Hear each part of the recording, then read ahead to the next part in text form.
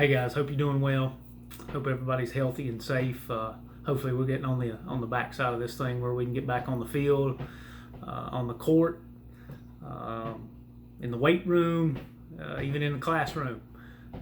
So appreciate Kate giving me the opportunity. Got a couple of challenges for you real quick. First, athletically. How are you managing your time? Are you taking advantage of these opportunities? It's definitely a different time. It's a difficult time. You got to get a little creative, but hopefully you're managing that time well. The main thing is don't look back on this time and say, look, I had so much time, had so much opportunity. I wish I would have, because in season next year, it'll be too late. Right now is the time to prepare yourself to perform when we do get back to normalcy, I guess. I understand that the conditions are not ideal for sure. But I heard a quote last week, and I'm not sure who gets credit for this quote, but the quote was, "Pursuit is the evidence of desire." We can say we desire something, we want to achieve a goal, we want to reach a specific level, but the evidence of that is how hard are we going after that? What level of intensity are we taking? What effort are we putting in? Because that is the evidence of the desire that we have to achieve. So just want to challenge you with that. And also, some of you all may have seen it, the tweet Buzz Williams had, it's been 3 or 4 weeks ago. It said, "Your talent has a ceiling, but your hunger does not." And that is so true. I mean, no matter how much work we put in, we've got a God-given ability, and then what we do on top of that as He allows us. But we all have a ceiling, talent-wise, but our hunger does not. I mean, we are 100% control of our effort. That's the only thing that we can control on a daily basis, especially athletically.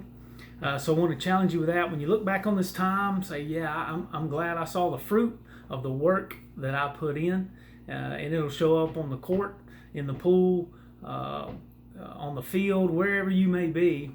The only place you'll find success before work is in the dictionary, I've heard before. But even more than that, even more important than what you are and what you do athletically and physically is who we are spiritually.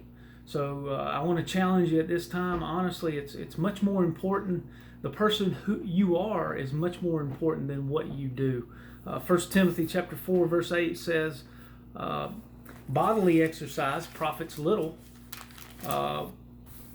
Bodily exercise profits little, but godliness is profitable unto all things. Yes, we want to make gains in the classroom. Yes, we want to make gains in the weight room. Yes, we want to make gains on the field, on the court, in the pool, on the track, wherever we are. But even more important than that profits little, but godliness profits unto all things. So here's the verse I want to challenge you with spiritually today. 1 Timothy chapter 4 verse 12 says this: "Let no man despise thy youth."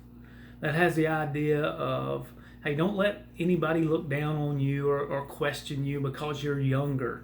Or once you get through this thing, don't look back and have any regrets as to what you've done. "Let no man despise thy youth, but be thou an example of the believers in word, in conversation, in charity, in spirit, in faith, and in purity." Basically what Paul's telling Timothy here is, look, if you want to gain the respect of the people around you, even though they're more mature and they're older and they have more experience, don't look back and regret this thing, but here's how you do it. Be thou an example, be a pattern, be an example of the believers, Christians, of the believers in word, that's what we say and how we say it. In conversation, that's how we carry ourselves, that's our conduct. In charity, that's how we love others. In spirit, that's the attitude we have, the attitude that we take. In faith, that is the level of the acceptance of the truth that we know to be true about God. And in purity, that's our sinlessness or our level of morality. Now, we know we're not sinless, but absolutely we should strive to be that. So spiritually, here's the challenge today. Look, if we do our part, God always does His part. So let's read that again. Let no man despise thy youth. No regrets. Don't look back. Gain respect of others. But be thou an example. I want you to be an example, a pattern cut out of the believers. And here's how you gain their respect. And here's how you have no regrets in your word, what you say. In your conversation, that's our conduct. That's what we do. In our charity, hey, that's how we love people and love others. In spirit, that's the attitude that we have and the attitude that we take. In faith, that's the conviction of God's truth. And in purity, that's our integrity. That's our sinlessness. That's our character. That's who we are when nobody else is around.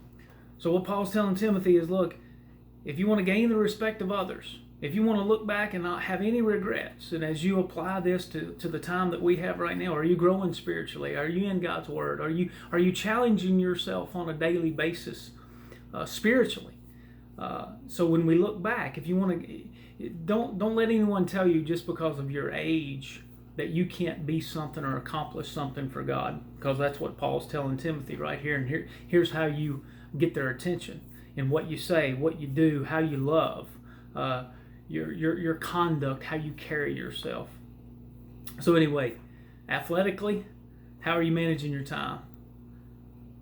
Spiritually, don't look back, don't regret. We can influence regardless of your age.